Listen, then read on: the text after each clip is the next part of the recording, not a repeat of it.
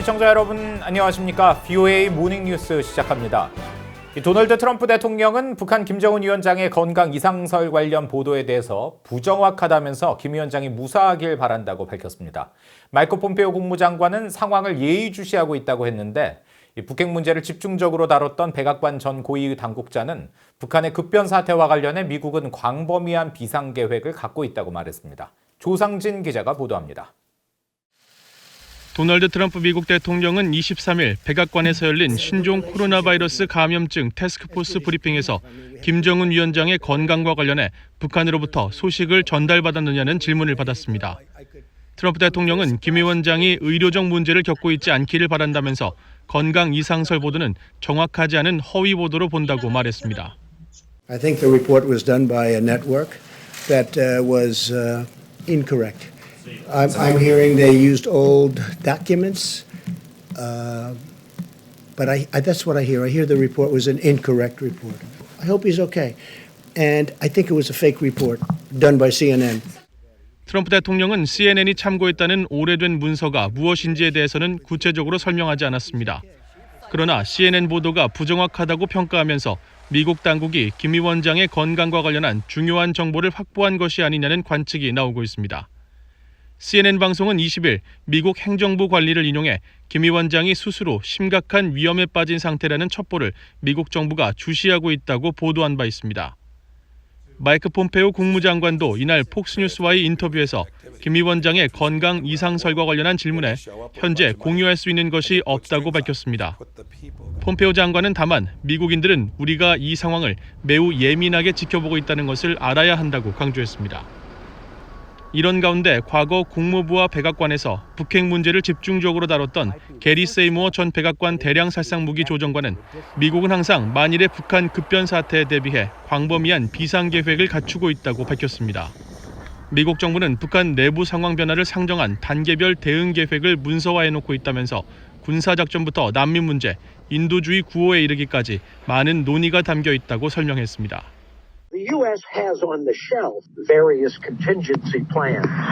For example, should there be political unrest in North Korea or some kind of development in the capital, a coup or something like that.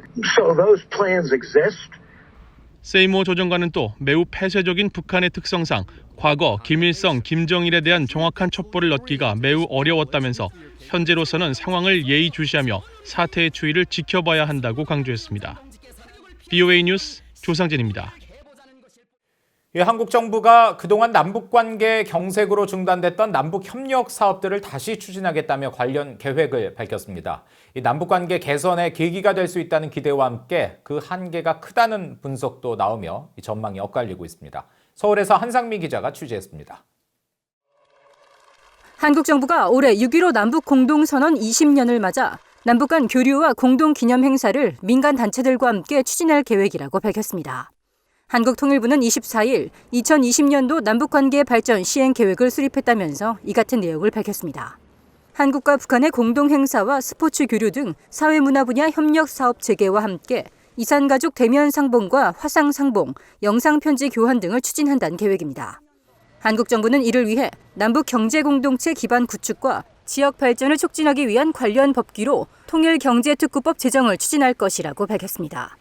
한국과 북한의 철도 연결 준비 작업과 한강 하구 공동 이용, 남북 동서해 국제항공로 조정 등을 비롯해 대북 개별 관광을 위한 남북 간 관광협력관리기구 설립과 신종 코로나 바이러스 사태를 계기로 한 보건협력도 추진한다는 겁니다. 전문가들의 전망은 엇갈립니다.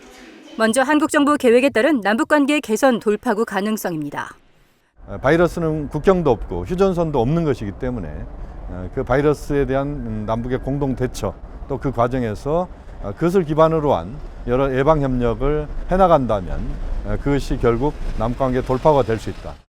반면에 정부 여당의 총선 승리로 남북관계 개선 추진이 정치적인 힘을 갖는다 해도 과거 여러 차례 확인했듯이 북한이 변하지 않는 상황에선 한계가 너무 크다는 지적이 나옵니다. 북한의 핵미사일 개발로 인한 국제사회의 대북 제재의 틀뿐 아니라 한국 내 갈등과 동맹 간 불협화음 등도 큰 문제로 예상됐습니다. 총선의 승리가 북한에게 목소리를 내는 것도 중요하지만 그 목소리 이전에 남쪽 내부에서 생길 수 있는 다양한 갈등과 남남 갈등과 남북 관계로 생길 수 있는 한미 간의 어떤 그러니까 불협함이라든가 좀 불편함 같은 걸 쉽게 해소할 수 있는 그런 노력들을 우리가 먼저 해 나가는 것이 중요한 것이 아닌가.